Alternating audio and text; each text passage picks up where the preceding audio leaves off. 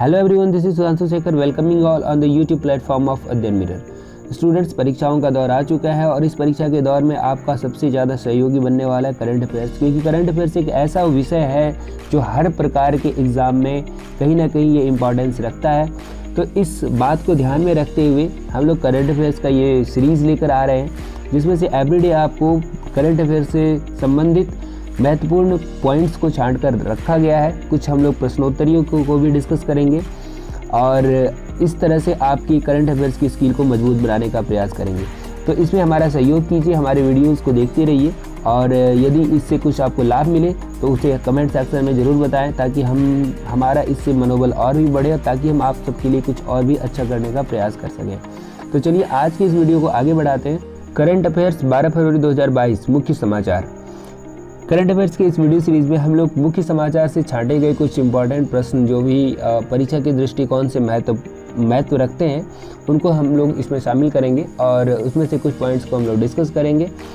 तो चलिए, राष्ट्रीय करंट अफेयर्स के अंतर्गत ये 2 पॉइंट्स हमारे सामने हैं, जिसमें से पहला पॉइंट है अटल इनोवेशन मिशन और नीति आयोग और UNDP इंडिया ने मिलकर कम्युनिटी इनोवेटर फेलोशिप लॉन्च की है।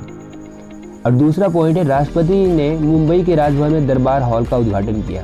इसकी डिटेल में जाने के लिए तो उतना ज़्यादा वीडियो को हम लोग लंबा नहीं करेंगे, इसलिए शॉर्ट में सिर्फ पॉइंट्स को डिस्कस करेंगे ताकि परीक्षा के दृष्टिकोण से आपको सिर्फ पॉइंट्स याद रह जाएं। तो राष्ट्रीय करंट अफेयर्स के तहत ये 2 पॉइंट्स हैं हमारे पास, इनको याद रखने की ज़रूरत है। अगला पॉइंट है आर्थिक करंट अफेयर्स। केंद्रीय सड़क परिवहन और राजमार्ग मंत्री नितिन गडकरी ने 696 यानी कि 696 करोड़ रुपए की लागत से मुंगेर बिहार में NH 333B पर गंगा नदी, इसको याद रख सकते हैं आप, NH 333B पर गंगा नदी अप्रोच प्रोजेक्ट पर 14.5 किलोमीटर लंबे रेल सह सड़क पुल का उद्घाटन किया। IRCTC 14 फरवरी से सभी ट्रेनों में पके भोजन की सेवा फिर से शुरू करेगी। कोरोना के लॉकडाउन की वजह से जो सेवाएं बंद कर दी गई थी, IRCTC ने फिर से इसे चालू करने की घोषणा की है। अगला हम लोग देखेंगे अंतर्राष्ट्रीय करंट अफेयर्स। एक स्वस्थ और टिकाऊ महासागर के संरक्षण और समर्थन के लिए अंतर्राष्ट्रीय समुदाय को जुटाने के लिए 9 से 11 फरवरी को फ्रांस में एक महासागर शिखर सम्मेलन वन ओशन समिट आयोजित किया गया। चौथी क्वाड विदेश मंत्रियों की बैठक मेलबर्न में हुई, जिसमें से ऑस्ट्रेलिया, भारत, जापान और अमेरिका के विदेश मंत्रियों ने भाग लिया था। इकोनॉमिस्ट इंटेलिजेंस यूनिट द्वारा जारी 167 यानी 167 देशों के लोकतंत्र सूचकांक में नॉर्वे सबसे ऊपर है। भारत का स्थान 46वां है। अगला पॉइंट है खेलकूद करंट अफेयर्स। अहमदाबाद में तीसरे वनडे में भारत ने वेस्ट इंडीज को हराया था, 96 रन से हराया था, जिसमें से भारत ने 50 ओवर में 265 रन बनाए और वेस्ट इंडीज ने 37.1 ओवर में 169 रन बनाए और इसमें भारत ने 96 रन से हराया है वेस्ट इंडीज को। याद रखिएगा, 3 मैचों की श्रृंखला में 3-0 से जीत हासिल की। इस प्रजाति को लुप्त प्राय के रूप में नामित किया है। ऑस्ट्रेलिया ने हाल में ही किस प्रजाति को लुप्त प्राय प्रजाति के रूप में नामित किया है? तो इसका आंसर है कोआला। कोआला ये इस प्राणी को जो आप देख रहे हैं, ये इसका नाम है कोआला।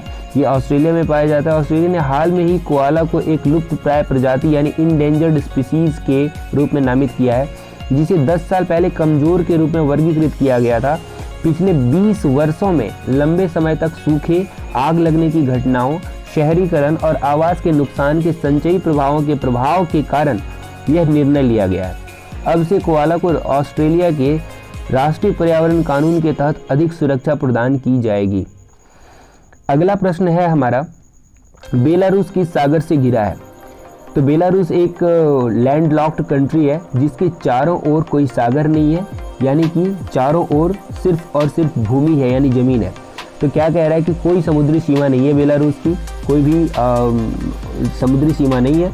बेलारूस पूर्वी यूरोप में एक भूमि से घिरा देश जिसको लैंडलॉक्ड कंट्री कहते हैं, यानी कोई ऐसा देश जिसके चारों ओर सिर्फ कोई भूमि से घिरा हुआ ही हो, यानी कि कभी उसके कोई भी बॉर्डर में, कोई भी बाउंड्री में सागर या समुद्र का टच ना हो, तो वो लैंडलॉक्ड कंट्री है। इसकी सीमा पूर्व और उत्तर पूर्व में रूस, पूर्व और उत्तर पूर्व में रसिया, रूस दक्षिण में यूक्रेन, पश्चिम में पोलैंड और उत्तर पश्चिम में लिथुआनिया और लातविया। आप देख सकते हैं कि बेलारूस के सीमा से ये पांचों देश 1 2 3 4 5 ये पांचों इससे टच करते हैं।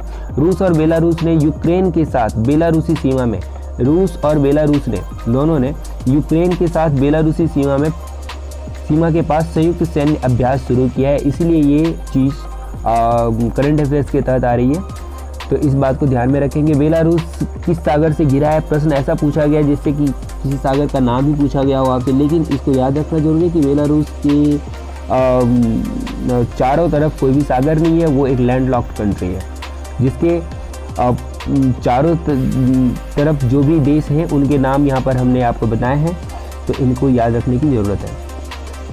अगला पॉइंट है 2022-23 के लिए आधिकारिक सकल घरेलू उत्पाद GDP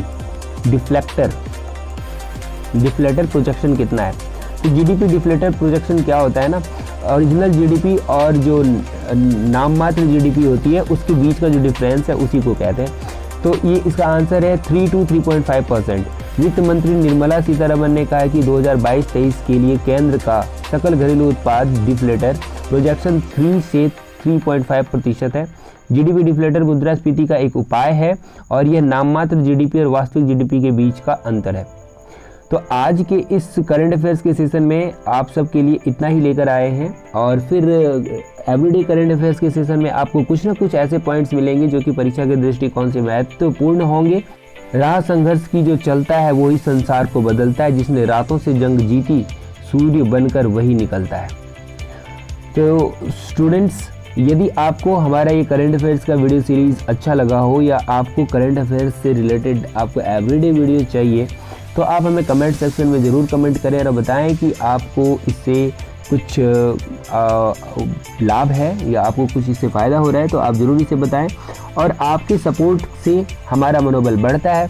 आप यदि हमारे वीडियोस को लाइक करते हैं, इसे सब्सक्राइब करते हैं हमारे चैनल को, तो एवरीडे हम लोग आपके लिए मेहनत करने को प्रेरित होते हैं और आपके लिए कुछ ना कुछ करने के लिए तरह तरह की संकलन ढूंढते हैं, तरह तरह की नॉलेज को छांटते हैं, निकालते हैं। काफ़ी सारी मेहनत करनी होती है, उसके बाद आप तक ये वीडियो बनकर पहुंचता है। इसीलिए आपको हमारे चैनल को सब्सक्राइब करना चाहिए और हमें सपोर्ट करना चाहिए, ताकि इस तरह से हम आप सबके लिए कुछ ना कुछ कर सकें। तो आज की वीडियो में इतना ही, मिलते हैं फिर अगले वीडियो में, तब तक के लिए जय हिंद।